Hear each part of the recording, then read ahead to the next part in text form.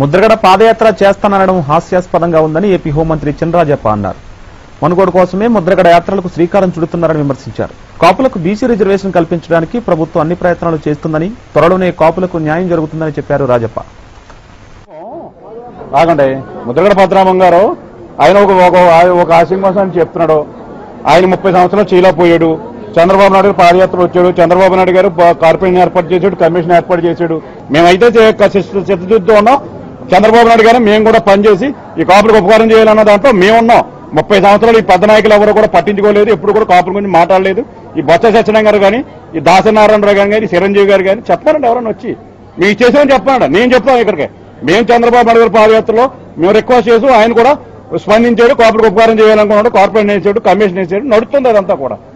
మేము చేయించుకుంటున్నాం. వాళ్ళు ఎప్పుడు కూడా కాపుల గురించి ఆలోచించి స్వార్థం కోసం లైవ్ లో ఉండాలి దానికి అని చెప్పి ఉద్దేశంతో ఇలా కార్యక్రమాలు తప్పి ఏమీ లేదు.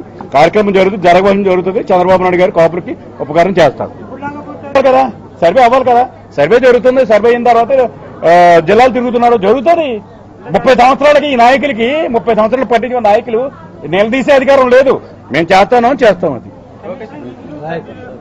అన్ని జరుగుతున్నాయి జిల్లాలు వెళ్ళి చూడు. నేను అనంతపురంలో జరిగింది, చిత్తూరులో జరిగింది, జరుగుతుంది.